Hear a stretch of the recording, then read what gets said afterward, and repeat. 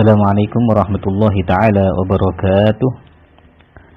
Alhamdulillah, wassalatu wassalamu ala rasulillah Sayyidina wa habibina wa syafi'ina wa qurrati a'yunina Muhammadin sallallahu alaihi wa ala alihi wa sahbihi min yaumina hadha ila yaumiz ziham. Rabbi shrah li sadri wa yassir li amri wahlul 'uqdatam min lisani yafqahu qawli wasaddid lisani wahdi qalbi bihaqqi sayyidina Muhammad sallallahu alaihi wasallam wa sahbi wal ali amma ba'd. Alhamdulillah, segala puji bagi Allah Subhanahu wa taala, di mana kita semuanya pada malam hari ini masih diperkenankan oleh Allah Subhanahu wa taala untuk menikmati nafas yang Allah berikan kepada kita, yang mana dengan nafas itu kita bisa hidup dan bisa merasakan nikmat-nikmat yang ada di dunia ini, yang perlu kiranya selalu kita syukuri. Moga-moga dengan itu semuanya mengantarkan kita kepada keridhaan Allah Subhanahu wa taala. Para pendengar semuanya, di malam Jumat yang mulia ini, di malam yang sangat barakah ini, di mana panjatan doa yang sangat insyaallah didengar oleh Allah Subhanahu wa taala, malam yang dikatakan oleh para ulama Lailatul Istijabah, malam yang sangat mujarrab, mustajab untuk didengar doa-doanya hamba. Oleh karena itu, mari kita semuanya memperbanyak di malam hari ini sampai hari esok doa, kita panjatkan istighfar, ampunan kepada Allah SWT, dan mintakan ampun untuk orang tua kita, keluarga kita semuanya. Moga-moga mereka semuanya diampuni oleh Allah Subhanahu wa taala. Yang kedua juga, kita jangan lupa untuk selalu membaca sholawat kepada Rasulullah SAW, karena secara khusus di malam hari ini sholawat kita, salam kita akan dihantarkan langsung kepada Rasulullah sallallahu alaihi wasallam. Maka marilah kita bersama-sama menjadikan malam dan momen yang sangat penting ini untuk kita meningkatkan ibadah dan kualitas keimanan kita kepada Allah dan Nabi Muhammad sallallahu alaihi wasallam. Alhamdulillah, di samping pula kita beraktivitas ibadah, maka juga kita punya keistiqomahan untuk mengkaji sebuah kitab yang sangat luar biasa, kitab yang banyak harus dikaji dan banyak harus dipelajari untuk zaman sekarang ini, karena kitab ini akan memberikan wawasan yang luas, memberikan arahan kepada kita, memberikan ilmu serta petunjuk yang benar bagaimana kita menyikapi perbedaan di antara kaum muslimin di tengah masyarakat kita dalam beraktivitas dalam ibadahnya. Oleh karena itu, tujuan dari kitab ini dikarang adalah supaya kita tidak gampang memvonis dan menyalahkan kaum muslimin yang lain. Oleh karena itu, di secara malam ini kita akan membahas tentang pemahaman tawassul. Tawassul mungkin banyak kita dengar. Ada satu kelompok yang mengamalkan tawassul, juga ada satu kelompok yang mengingkari tawassul, juga ada satu kelompok yang mauquf, tidak mengamalkan dan juga tidak menyalahkan. Oleh karena itu, dalam kitab ini secara khusus akan dibahas secara panjang dan luas bagaimana sih bentuk tawasul itu dan apa pengertian tawasul yang sesungguhnya. Apakah tawasul itu betul-betul dilarang? Apakah tawasul itu betul-betul patut untuk kita ingkari? Dan bagaimana seharusnya kita menyikapi tentang tawasul tersebut? Maka di sini Abu Ya'sid Muhammad bin Ali al-Maliki, beliau memberikan keterangan mafhumut tawassul, pemahaman tawassul yang sebenarnya. Yukhti'u katsiru minan nas fi fahmi haqiqati tawassul. Banyak sekali manusia Banyak sekali orang-orang itu salah faham mengenai apa itu hakikat tawassul. Oleh karena itu, fa innana sanubayyinu mafhum at-tawassul sahih fi nadharina. Oleh karena itu kita akan menjelaskan pemahaman tawassul yang benar menurut pandangan kami, menurut pendapat kami. Wa qabla dzalik la budda an nubayyin hadhihi al-haqa'iq. Dan sebelumnya kita akan membahas lebih detail lagi, kata beliau, kita akan menjelaskan, menerangkan hakikat-hakikat tentang tawassul tersebut. Hakikat yang pertama, anna tawassula huwa ahadu turuqid du'a. Tawassul sejatinya adalah salah satu cara untuk berdoa. Salah satu jalan untuk berdoa. Salah satu metode dalam berdoa. Wa babu min abwabi tawajjuh ila Allah Subhanahu wa ta'ala. Dan satu pintu dari pintu-pintu memohon kepada Allah Subhanahu wa ta'ala. Fal maqsudul aslil hakiki huwa Allah Subhanahu wa ta'ala. Karena dalam tawassul itu tujuan aslinya, tujuan sebenarnya hanya Allah Subhanahu wa ta'ala, bukan orang yang ditawasuli. Wal mutawassal bihi innama huwa wasitatun wa wasilatun litaqarrubi ila Allah Subhanahu wa ta'ala. Dan orang yang menjadi perantara, sesuatu yang dijadikan perantara atau wasilah tersebut hanyalah penghubung untuk mendekatkan diri kepada Allah Subhanahu wa ta'ala. Tidak lebih dari itu. Wa man i'taqada ghaira dzalik faqad asyraka. Maka siapa yang meyakini di luar hal itu, lebih dari hal itu, maka sungguh dia telah menyekutukan Allah Subhanahu wa ta'ala. Dan tidak boleh sampai berlebihan, sampai menjadikan perantara atau wasilah tadi menuju Allah Subhanahu wa ta'ala itu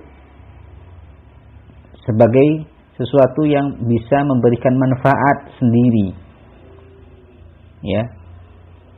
Kalau seperti itu maka sama mendudukkan wasilah tersebut dengan seperti Allah Subhanahu wa ta'ala sebagai Tuhan. Dan ini yang tidak boleh. Namun tawassul yang benar, ya, tawassul yang benar itu wasilah atau perantara itu hanya sebagai bentuk, ya, perantara menuju Allah Subhanahu wa ta'ala, untuk mendekatkan diri kepada Allah Subhanahu wa ta'ala.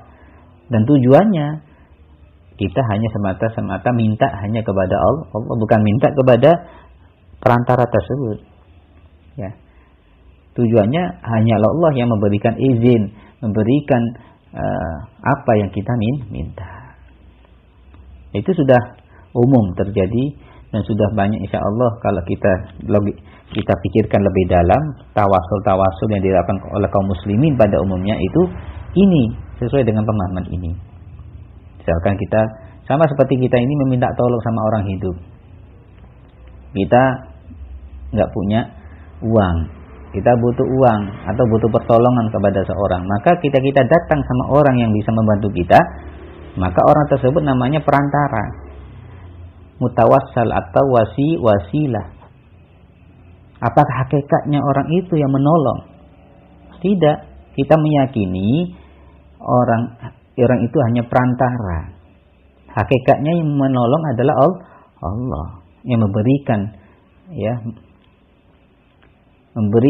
hidayah kepada orang tersebut untuk digerakkan hatinya sehingga dia mau menolong kita. Kalau orang itu tidak digerakkan oleh Allah Subhanahu wa ta'ala untuk menolong kita, niscaya orang itu tidak akan memberikan pertolongan kepada kita, membantu kita, tidak. Buktinya kadang-kadang kita minta tolong, orang itu nggak mau menolong kita. Nah, berarti menunjukkan ada daya, ada kekuatan yang Allah berikan kepada orang tersebut untuk menolong kita. Dan tawassul itu juga sama seperti ini. Ya, insya Allah akan dibahas lebih jauh lagi di bab selanjutnya. Pemahaman yang kedua tentang hakikat tawassul adalah annal mutawassil ma tawassala bihadil wasitati illa limahabbatihi laha wa i'tiqadihi anna Allah Subhanahu wa ta'ala yuhibbuha.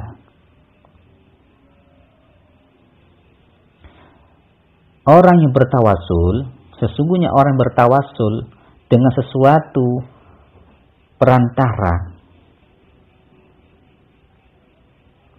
Dia tidak bertawasul, dia tidak menjadikan perantara dengan perantara tersebut karena limahabbatihi laha, karena dia cinta kepada perantara tersebut,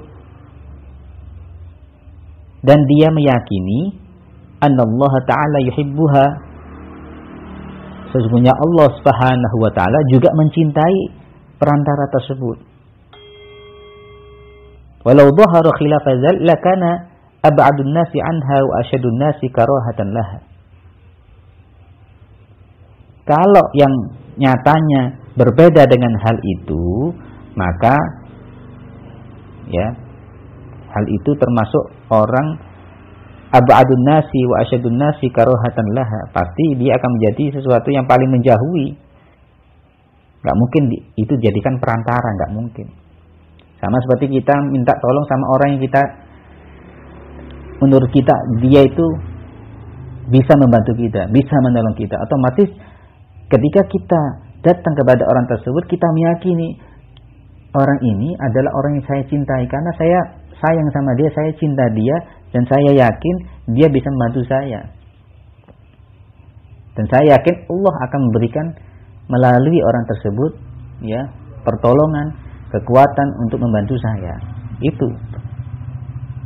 Jadi ini pemahaman yang kedua tentang apa itu tawasul ya. Sama seperti kita Nabi ya, kita bertawasul dengan Nabi Muhammad SAW. Kenapa kita minta tolong sama Nabi Muhammad? Ya karena kita mencintai Nabi Muhammad. Yang kedua, karena kita meyakini Allah Ta'ala itu mencintai Nabi Muhammad SAW. Maka kita bertawasul dengan Rasulullah SAW, itu artinya bukan kita minta secara hakikatnya kepada Rasulullah, karena Rasulullah itu tidak bisa memberikan apapun manfaat atau bahaya kecuali memang Allah yang menghendakinya. Ya. Itu pemahamannya.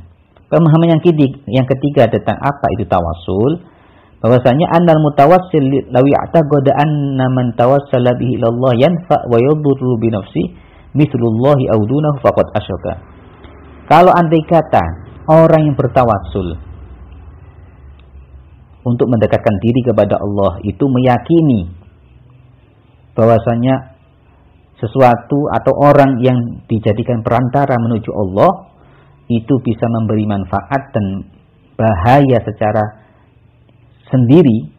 tersendiri ya, sebagaimana halnya Allah Subhanahu wa ta'ala, maka orang yang berkeyakinan atau orang bertawasul seperti itu hukumnya musyrik atau telah menyekutukan Allah Subhanahu wa ta'ala. Jadi kalau tidak sampai meyakini bahwasanya orang yang kita tawasuli menuju Allah itu tidak bisa memberi manfaat dan bahaya secara sendiri kecuali karena Allah yang memberikan izin, yang memberikan manfaat atau bahaya, maka hukumnya tidak sampai musyrik. Ya. Sama seperti kita ini minum obat, ya. Kalau kita meyakini sesungguhnya yang bisa memberikan kesembuhan kepada kita obat ini secara hakikatnya, maka ini kita musyrik karena seperti kita menjadikan obat ini kedudukannya seperti Tuhan. Yang benar bagaimana? Ya, kita menjadikan obat ini hanya perantara untuk kita mendapatkan kesembuhan, karena yang menjadikan kesembuhan, yang memberikan kesembuhan hakikatnya adalah Allah Subhanahu wa ta'ala. Wa idza maridtu fahuwa yashfin. Jika aku sakit, maka sesungguhnya Allah lah yang menyembuhkan aku, bukan obat ini. Ya, bukan, ini hanya perantara. Ini bentuk ikhtiar usaha kita dan yang diperintahkan oleh Nabi Muhammad SAW untuk kita dalam berupaya, untuk kita kalau ada menerima sesuatu ujian, contohnya berupa sakit, untuk kita berusaha untuk mengambil jalan keluar untuk bisa sembuh, untuk bisa sehat kembali. Maka bagaimana caranya? Kita berobat. Maka obat ini adalah jalan atau wasilah untuk kita mendapatkan kesembuhan dari Allah Subhanahu wa taala. Obat itu hanya perantara. Dia tidak bisa memberikan manfaat secara independen, secara tersendiri. Yang bisa memberikan manfaat hanyalah Allah Subhanahu wa taala. Buktinya apa? Enggak semua orang minum obat mesti pasti sembuh. Jangan begitu. Ada orang yang minum obat enggak ngefek, enggak ada hasilnya, enggak ada manfaatnya. Berarti menunjukkan obat itu secara independennya, secara tersendirinya tidak bisa memberi manfaat. Berarti ada yang menyembuhkan. Siapa yang menyembuhkan? Allah Subhanahu wa taala. Pemahaman yang keempat dari hakikat tawasul adalah tawasul itu laisa amron laziman, bukanlah sesuatu yang harus atau sesuatu yang pokok yang harus dijalankan. Sehingga dikabulkannya suatu doa atau permohonan itu bergantung kepada tawasul tersebut. Tidak. Karena intinya yang pokok itu kita berdoa meminta langsung kepada Allah Subhanahu wa taala. Dan itu biasa dan telah difirmankan dalam Al-Qur'an, "Wa idza sa'alaka ibani fa inni qarib." Jika hambaku itu bertanya tentang aku, ya, maka sesungguhnya aku ini sangat dekat dengan hambaku. Jika hambaku ini meminta kepadamu, ada yang bertanya kepadamu tentang diriku, maka aku sesungguhnya dekat. Dalam firman yang lainnya, qul ud'ullaha aw ud'ur rahman. Katakan Muhammad, ud'ullah, mohonlah kepada Allah dan bersungguh-sungguhlah dalam memohon kepada Allah Subhanahu wa taala. Apapun yang kalian panjatkan, maka bagi Allah itu memiliki nama-nama yang baik. Berarti sini pokoknya intinya itu doa. Jadi tawasul itu bukan suatu yang harus dilakukan. Kalaupun tidak apa-apa. Kalaupun melakukannya selama pada koridor yang tadi sudah disebutkan bahwasanya kita bertawasul tadi hanya menjadikan itu perantara, bukan maksud yang sesungguhnya. Karena tujuan kita kepada perantara itu, ya, melalui perantara itu adalah kepada Allah Subhanahu wa taala. Ya, bukan kepada si perantara tersebut. Inilah pemahaman tentang tawasul yang sesungguhnya.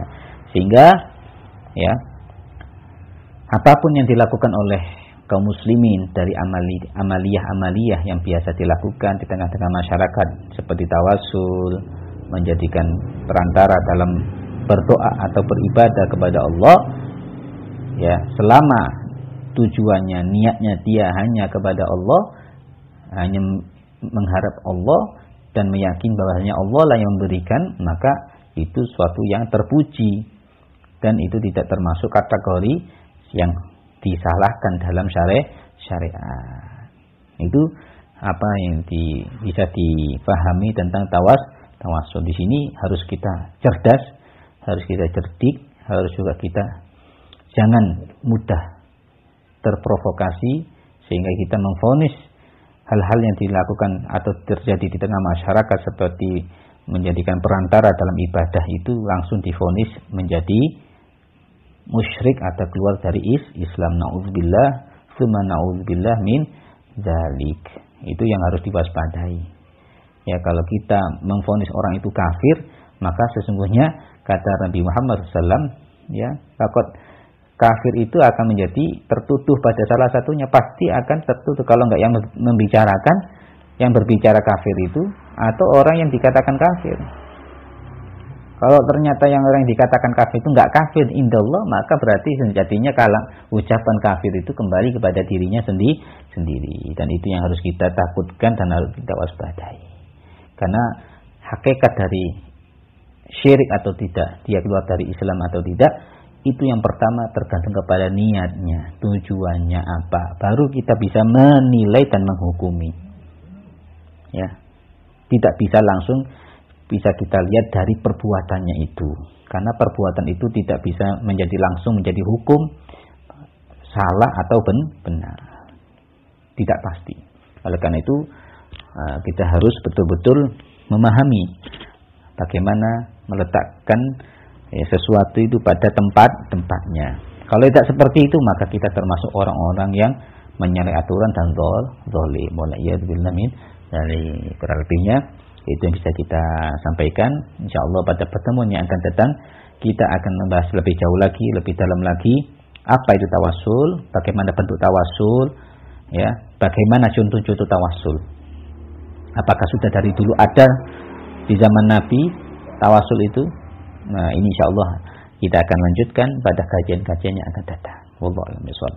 Allahumma hdina fi man hadait wa afina fi man afait wa tawallana fi man barik fi ma atait wa qina syarra ma qadait fa innaka qad walika wa ta'alika hudaytu min walid wa yusman atam rabbana wa ta'ala fa kanu ala ma qadait astaghfiruka wa atubu ilaik wa sallallahu alaihi Muhammadin nabiyil ummi wa ala alihi wa sahbihi alhamdulillahi rabbil alamin.